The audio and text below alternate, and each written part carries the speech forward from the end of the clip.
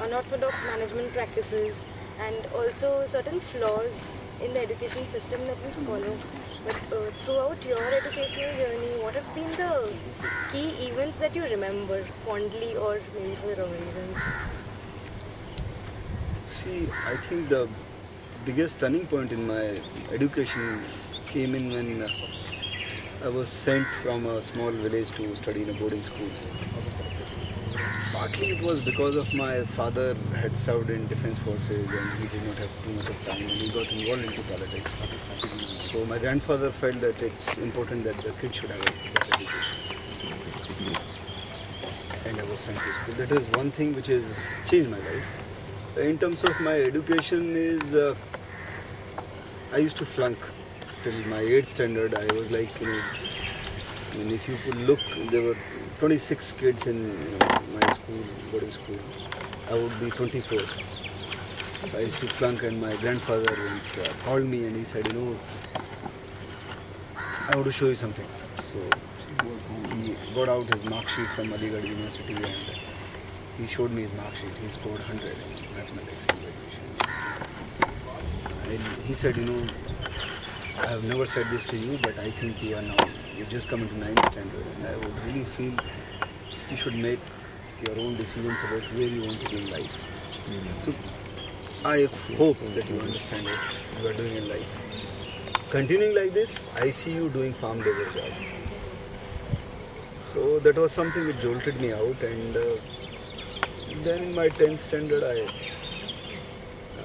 actually was 3rd in the board. So then again I lost interest. 12th I managed some 80%. So, but I think the biggest influence that has happened in my life in terms of education has been, of course, studying economics.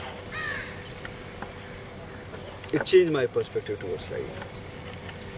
The way everything is related to money.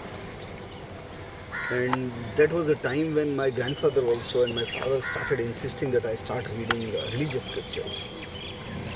So I was in hostel, but my grandfather would ensure that every week I go back home on Saturday and he would ask me something out of one chapter. So, okay, tell me this Puran. So out of the 18 Purans, I ended up reading 14. I read 3 Veds, some Upanishads. So somehow I started liking it. And also, I became very practical in my approach. That if there is something being done, it's done for a reason. So that helped. What are your key takeaways from your B school and how has it helped in your professional life? Key takeaways from my B school was that I started horse riding after some 6 years in my B school. They used to have some 8 horses. I loved it. I got some discipline in life. Positive aspects I am saying this is it. And of course I used to learn, I learned programming, computer programming when I was in my 8th or 9th standard when computers used to work on DOS.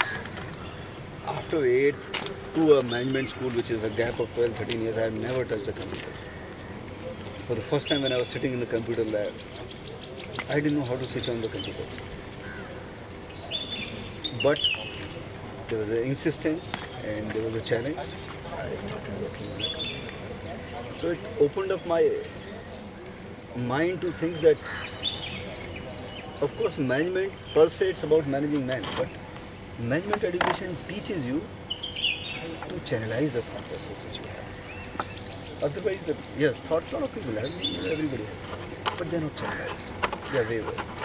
We talk random things. We make sense, but they're random. B education helped me channelize my thought process.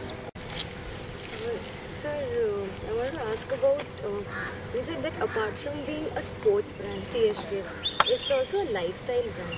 So how did this idea of making it a lifestyle brand come into being? See, the larger idea comes from the basic consumer brand premises. We are different things to different people. I'll give you a small example. When I used to manage Diageo, the same person drinks a whiskey, scotch in a different setting. So for example, in a corporate setting, he drinks a Johnny Walker. status. That's how it is. When he sits with his old schoolmates, college mates, he drinks a cheap 200 rupees old monk, which sounds more like a arrow. When he is in some place, he wants to feel little light, he drinks a Smirnoff, so that's one. But the person is same. So what changes? The setting changes, the mood changes. So something needs scope. I'm sure you will be taught some, few of the companies have started using it. Diageo and P&G were the first one to start, now Heinz had started. They stopped also. It's a little difficult thing, wherein basically it goes to the 6 archetypes. So your entire marketing program is based on these 6 archetypes. Same person, he behaves differently in different occasions. So it's a time and space quadrant he